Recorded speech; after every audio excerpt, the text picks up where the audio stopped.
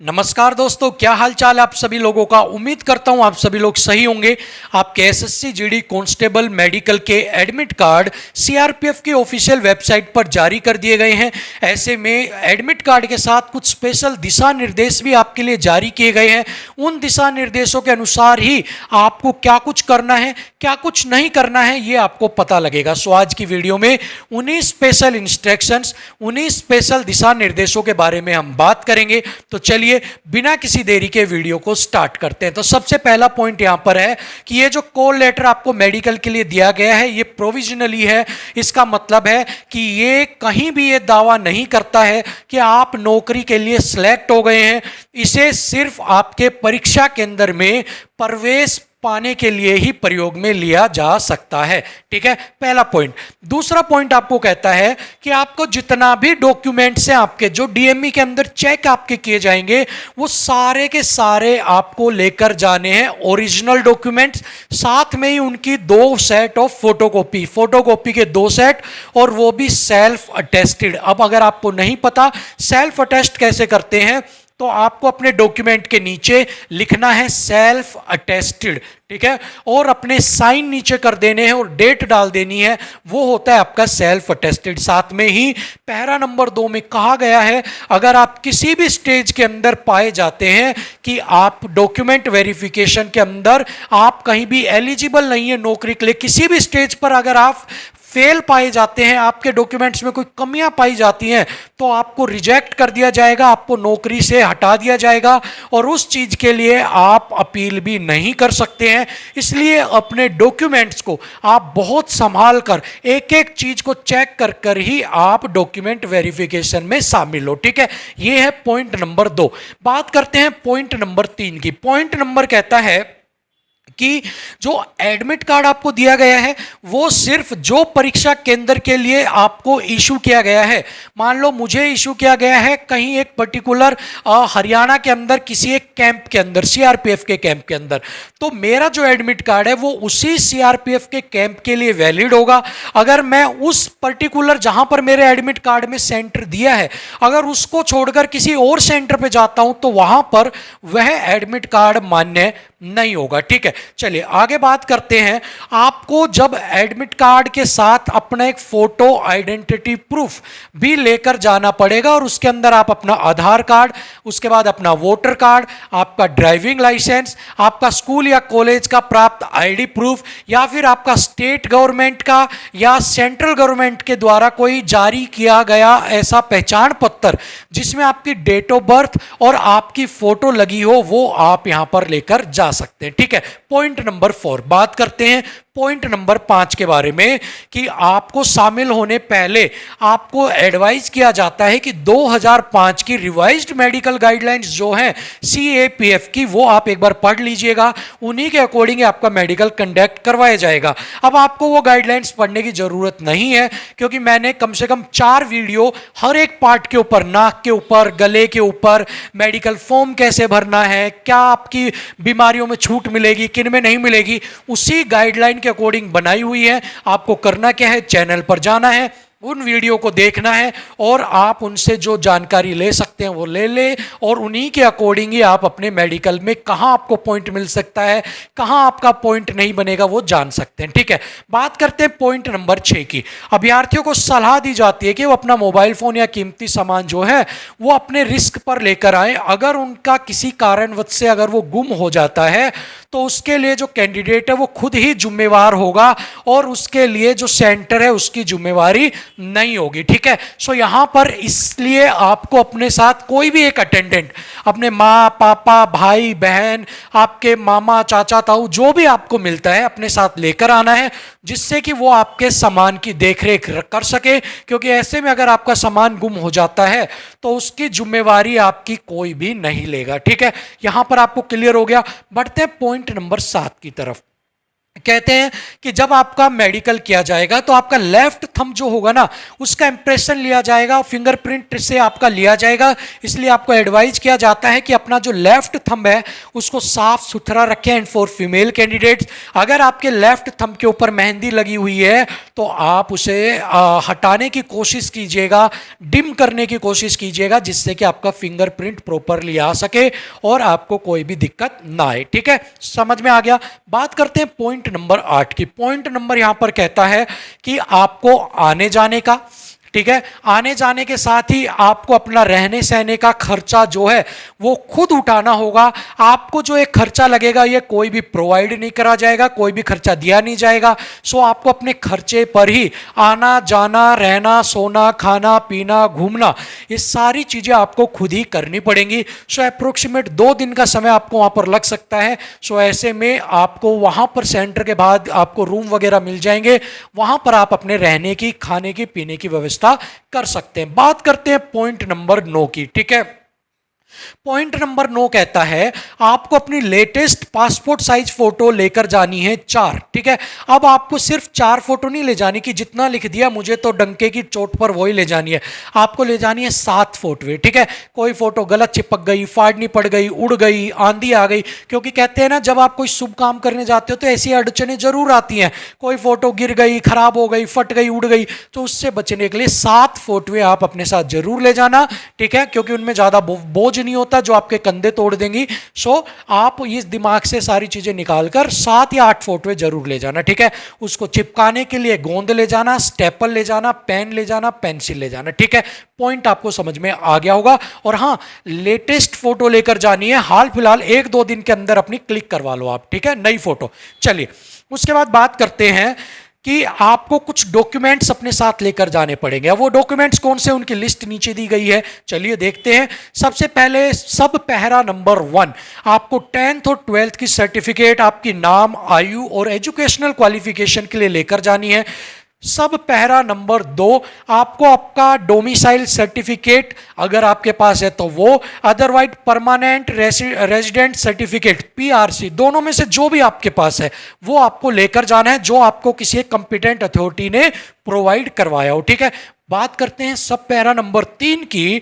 आपको अगर आपने एज के अंदर और आपने आयु के अंदर, अगर आपने एज के अंदर अगर आपने छूट ली है तो आपको पैरा जो एनेक्सर 5th या 6th के अकॉर्डिंग आपको आपकी सर्टिफिकेट उस फॉर्मेट के अंदर बनवाकर लेकर जानी है। ठीक है, चलिए आगे बात करते हैं। ईडब्ल्यूएस कैंडिडेट्स का अगर आपने बेनिफिट लिया है तो एनेक्सर 7 के अकॉर्डिंग आपको आपकी सर्टिफिकेट्स जो है वो बनवाकर लेकर जानी है। अब आपको अगर नहीं पता कि ये एनेक्सर कहाँ मिलेंगे, क्या मिलेंगे, तो कोई घबराने की जरूरत नहीं है। चैनल पर जाइए, 2-3 दिन पहले ही मैंने एक वीडियो बनाई है आपके लिए, आपके पास सर्टिफिकेट से रिलेटेड, उस पर आप जाइएगा और वहां से आप चेक कर सकते हैं किस फॉर्मेट के अंदर है। ठीक है, चलिए 5 नंबर पैरा कहता है, ठीक है, कि अगर आपने हाइट और चेस्ट का अगर आपको रिलैक्सेशन लेना है तो अनेक्सर 8 के अकॉर्डिंग आपकी सर्टिफिकेट होनी चाहिए। पैरा नंबर 6 आपको यहां पर कहता है कि अगर आप जो आपके दंगा प्रभावित है, राइट्स जो भी हुए थे आपके, उनके अकॉर्डिंग अगर आप उसके विक्टिम हैं तो उसके भी अनुसार आपको जो सर्टिफिकेट प्रोवाइड करवाई गई उसके अकॉर्डिंग आपको सर्टिफिकेट बनवा कर ले जानी है, जो कि आपको डिस्ट्रिक्ट कलेक्टर या डिस्ट्रिक्ट मजिस्ट्रेट जो है वो आपको प्रोवाइड करवाएगा। 7 नंबर आपको कहता है अगर आप पाकिस्तानी रिफ्यूजी हैं तो अनेक्सर 11 आपको जो 12 अनेक्सर 12 के अकॉर्डिंग आपको आपकी सर्टिफिकेट जो है वो बनवाकर लेकर जानी है। इसके बाद पैरा नंबर 8 आपको कहता है कि आप अगर जो है अगर आप सर्विंग डिफेंस पर्सनल है पर्सनस हैं, अगर आप सर्विस कर रहे हैं डिफेंस में और एसएससी जीडी का आपने दिया है तो ऐसे में आपको एनेक्सर 3 जो है उसके अकॉर्डिंग आपका जो सर्टिफिकेट है वो आपको लेकर जानी पड़ेगी बनवाकर। ठीक है, इसके बाद अगर हम बात करते हैं एक्स सर्विसमैन तो उनको एनेक्सर 4 जो है उसके अकॉर्डिंग अपनी सर्टिफिकेट्स फिल करवा कर लेकर जानी पड़ेगी। बात करते हैं पैरा नंबर 11 की। ठीक है, पैरा नंबर 11 कहता है मेडिकल के दौरान अगर आपको कोई चोट लगी, मान लो आप वहां से गिर गए सीढ़ियों से, आप फिसल गए, आपको कोई चोट लग गई, या आप स्टड बनने की कोशिश कर रहे हैं, आप हीरो बनने की कोशिश कर रहे हैं और हीरोपंती के चक्कर में आप जीरो बन जाते हैं, चोट लग जाती है, तो उसके आप खुद जिम्मेवार होंगे, आप किसी को क्लेम नहीं कर सकते हैं। इसलिए एक एक कदम को फूक फूक कर रखना, सीढ़ियों से उतरो या और करो, कहीं आपकी अगर हड्डी वड्डी टूट गई, कहीं पैर में मोच वगैरह आ गई, मेडिकली अनफिट हो जाओगे, कोई भी आपका जो है अपनी ऊपर जिम्मेदारी नहीं लेगा, लिखा हुआ है इसके अंदर, ठीक है। बात करते हैं 12 पे। 12 नंबर पैरा कहता है जो एक्स सर्विसमैन है उनको क्वालिफाई तभी माना जाएगा जब वो मेडिकल को क्वालिफाई कर लेंगे, वैसे वो क्वालिफाई जो है उनको नहीं माना जाएगा, ठीक है। बात करते हैं 13 नंबर कहता है कि आपको जो आपके डॉक्यूमेंट्स हैं, सर्टिफिकेट्स हैं मेनली, ठीक है, जैसे कि SC ST OBC EWS की, अगर आपने उनका बेनिफिट्स आपने लिया है तो वो जो सर्टिफिकेट्स है वो आपकी क्रूशियल डेट से पहले की होनी चाहिए। क्रूशियल डेट है आपकी 31/8/2021, 31/8/2021 से पहले के डॉक्यूमेंट्स होने चाहिए। अगर आपके इससे पहले के नहीं हैं, ठीक है, तो हो सकता है कि वो आप पर कुछ कार्रवाई करे या आपको रिजेक्ट भी कर सकते हैं, ठीक है। और क्रूशियल डेट होगी closing date of the application. अब आते हैं फैक्ट्स के ऊपर। यहां पर लिखा गया है कि क्रूशियल डेट के बाद के आपके जो डॉक्यूमेंट्स हैं वो रिजेक्ट भी किए जा सकते हैं, बट 99.99% आपके जो डॉक्यूमेंट्स हैं वो रिजेक्ट नहीं किए जाएंगे, ठीक है। अब बहुत सारे बच्चे कहेंगे सर 0.1% तो किया जा सकता है, तो उसकी जिम्मेवारी तो खुदा भगवान बस वो ही ले सकते हैं, हम इंसान नहीं ले सकते, लेकिन 99.99% की जिम्मेदारी मैं लेता हूं। आपके डॉक्यूमेंट्स रिजेक्ट नहीं किए जाएंगे, घबराना नहीं है, जिसके भी नहीं है बिंदास मेडिकल देने जाओ, आपको कोई भी दिक्कत नहीं आएगी, बस सर्टिफिकेट सही फॉर्मेट में लेकर जाओ। EWS OBC आपके जो ये सर्टिफिकेट्स हैं इनको आपको सेंट्रल गवर्नमेंट के द्वारा प्रोवाइड फॉर्मेट में लेकर जाने हैं। SC और ST के जो आपके डॉक्यूमेंट्स हैं उनको आप स्टेट या सेंटर दोनों में किसी का बना हो आप लेकर जा सकते हैं, ठीक है। क्रूशियल डेट का आप भूल जाओ, बस सर्टिफिकेट सही हो वो लेकर जानी है आपको, ठीक है। चलिए बात करते हैं पैरा नंबर 14 आपका, ठीक है।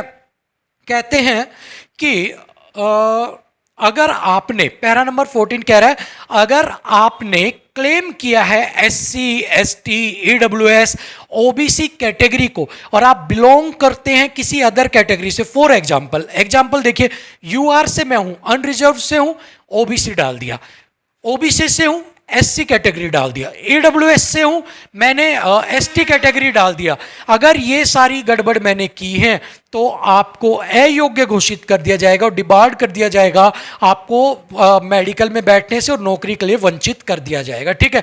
सो जो भी बच्चे कह रहे थे कि हाँ भाई मैं अनरिजर्व से हूँ, मैं साइबर कैफे ने OBC डाल दिया, साइबर कैफे ने SC डाल दिया, सर्टिफिकेट्स नहीं है, व्हाट आई डू, तो ऐसे में आप क्या कर सकते हैं, आप अगर आपके नंबर अनरिजर्व कैटेगरी से ज्यादा है तो आपके पास कुछ चांस है कि आपको वहां पर धकेल दिया जाए, ठीक है, कि भाई यार चलो पुश कर देते हैं। लेकिन अगर आपके नंबर अनरिजर्व कैटेगरी से ज्यादा नहीं है तो आपको बाहर कर दिया जाएगा, क्योंकि इस वाले केस के अंदर आपका रिस्क थोड़ा सा बनता है, ठीक है। चलिए आगे बात करते हैं पैरा नंबर 15, ठीक है।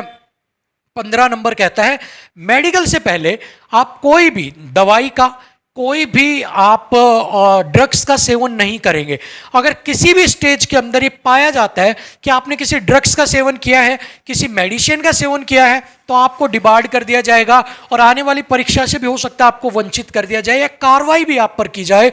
सो कोई भी गोली, नशा, ड्रग्स का सेवन करके आप मेडिकल करवाने मत जाना, क्योंकि अगर आपका लैब टेस्टिंग के अंदर सैंपल्स में वो चेक करते हैं, अगर कुछ टेस्ट आता है तो आप वंचित रह जाएंगे आने वाली नौकरियों से भी, ठीक है। तो ऐसी गलती मत करना। 16 कहता है कि आपका जो डेट, लास्ट पैरा ये, आपका डेट और वेन्यू मतलब जो आपके एडमिट कार्ड में जगह दी गई है और जो तिथि, तारीख, डेट दी गई है उसको चेंज नहीं किया जा सकता। अगर उसके लिए आप अनुरोध भी करेंगे, बहुत सारे बच्चे पूछ रहे थे सर मेरा एग्जाम है, can I change the date and venue of my medical examination for my medical examination, so आप नहीं करवा सकते, यू कांट, ठीक है। स्पेशल लिखा हुआ है no change will be admitted in date and venue for the medical examination, ठीक है। सो मेडिकल एग्जामिनेशन के अंदर कोई भी चेंज आपको देखने को नहीं मिलेगा, ठीक है। इतनी चीज़ें आपको समझ में आ गई हैं, बस बढ़िया। यहाँ पर ये मेडिकल गाइडलाइंस थी।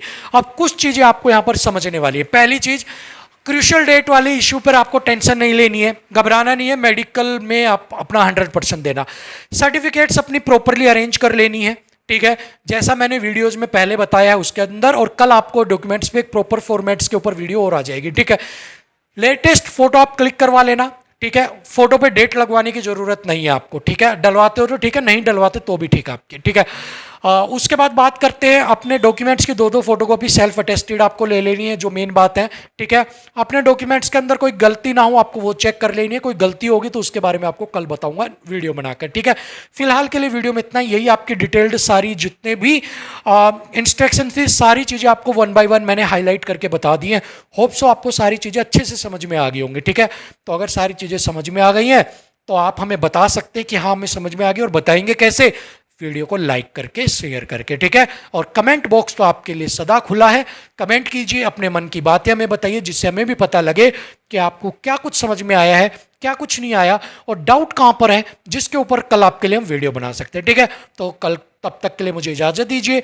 कल एक बार फिर आपसे मिलेंगे एक नई वीडियो, कुछ नए डाउट्स के साथ। तब तक के लिए चैनल को सब्सक्राइब कर लीजिएगा, क्योंकि 1-2 दिन के अंदर बहुत इंपॉर्टेंट वीडियो मेडिकल गाइडलाइंस के ऊपर, डॉक्यूमेंट्स के ऊपर और सर्टिफिकेट्स के ऊपर आने वाली हैं। सो मिलते हैं आपसे अगली वीडियो में, तब तक के लिए इजाजत दीजिएगा।